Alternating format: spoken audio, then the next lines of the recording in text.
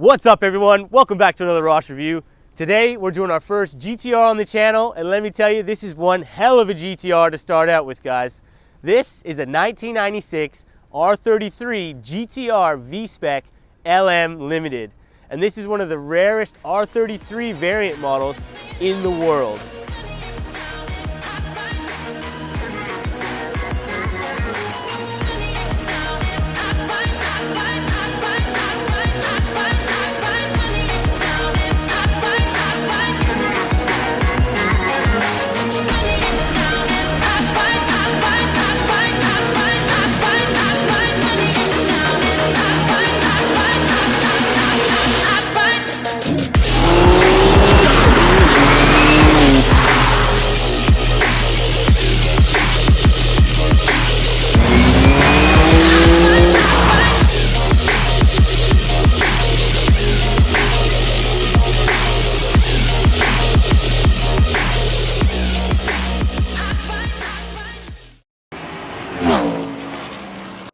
The LM Limited was built to commemorate Nissan entering two R33 GTR race cars in the 1995 Le Mans 24-hour race, where one of their cars actually finished 10th overall and 5th in class.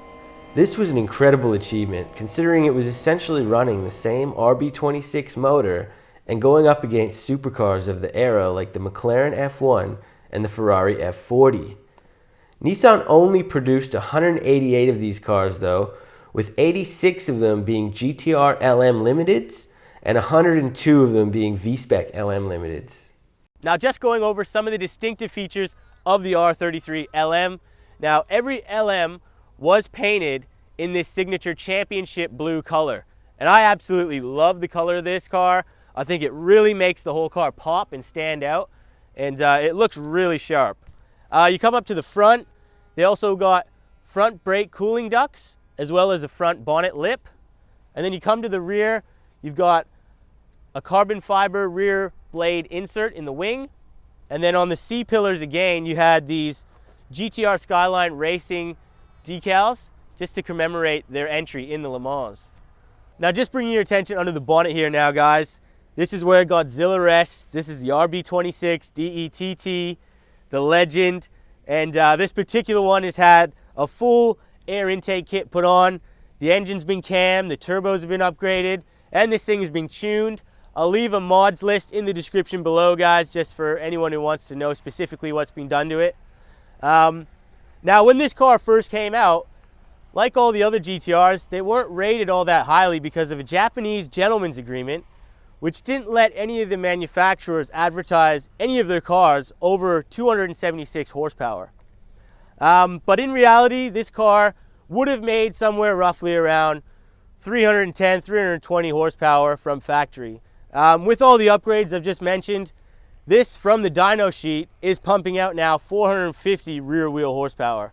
All right, so just coming to the rear end of the R33 LM here, guys. It's all pretty standard stuff. You've got your GTR wing up here with your carbon fiber insert, just looks really nice again. You come down, you've got your V-Spec badge here along with your GTR badge, and you've got your four circular iconic rear brake lights. They just look really good. And then you come down to the exhaust. It's a Fujitsubo, probably pronounced that wrong, but anyways, take a listen.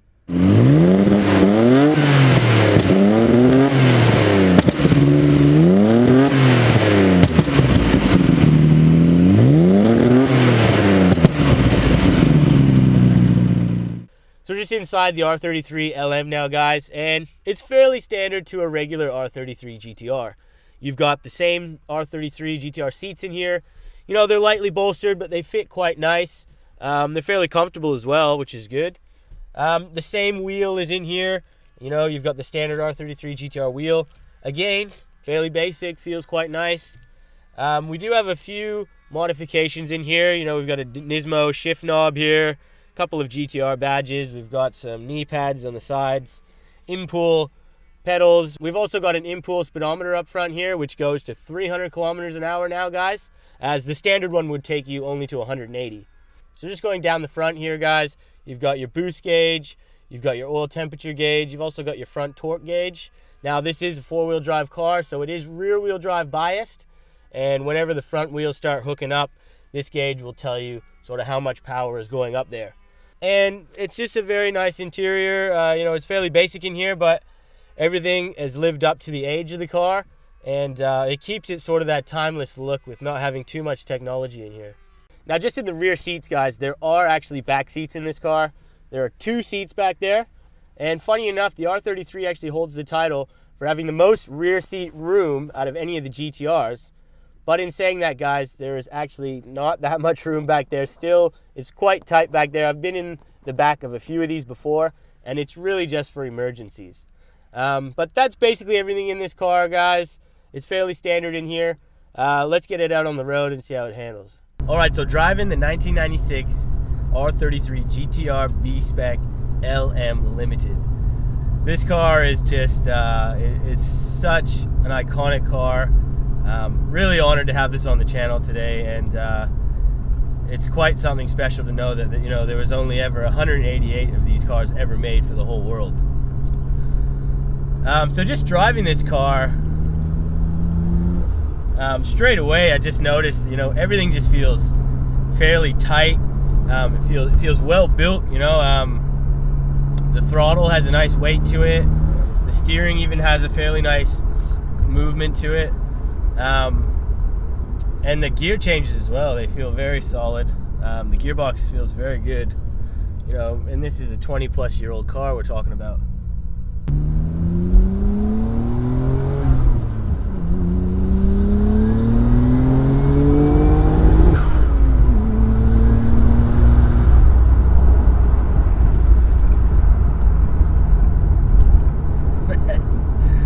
And I'm just a bit baffled on how seemingly, you know, well this drives for how old this thing is. You know, I don't hear any rattles, you know, I don't really hear any creaks, or it's driving dead straight. Very well, handles itself very well, and yeah, for a car of this age, it's really quite impressive.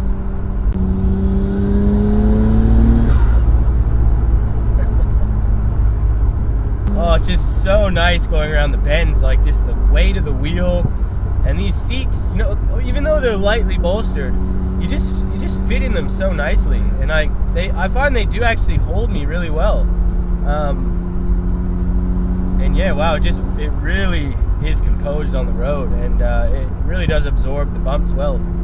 And the gearbox is just actually phenomenal. Like, it's easy to get into gear. It's not clunky. You know, you're not struggling to find it. It's just straight. It's right there, and they're short shifts as well. Like, it's a really, really good gearbox. And these are just so over-engineered as well. They can take so much horsepower in these from factory.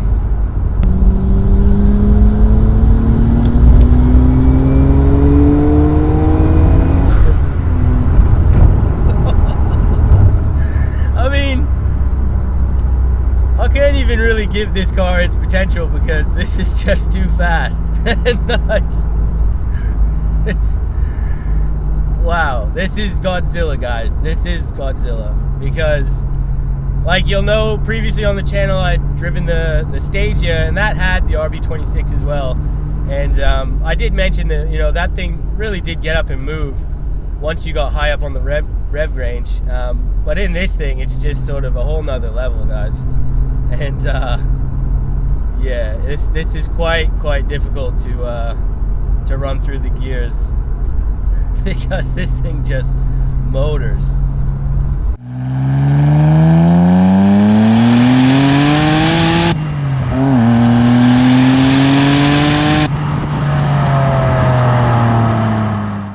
And the seating position in this car is just excellent. You know, you can tell this is really a driver's focused car. You know, your grip is just absolutely perfect. You know, the distance from the pedals, the distance from the wheel to the shifter, it's just all really good. You know, even your view of the whole car is just really excellent. It is very much a driver-focused car, this.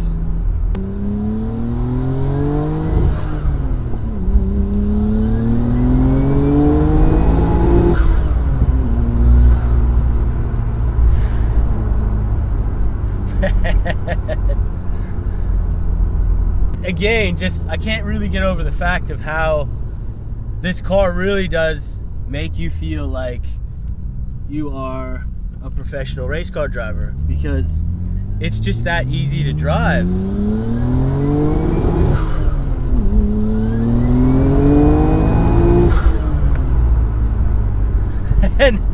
And again, it's just that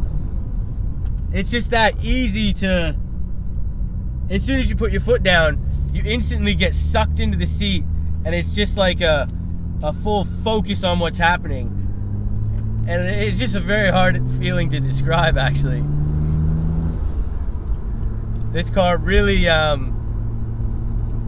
it really does capture the driver out of anyone, I think. And anyone who sits in this seat will really feel that connection to the car.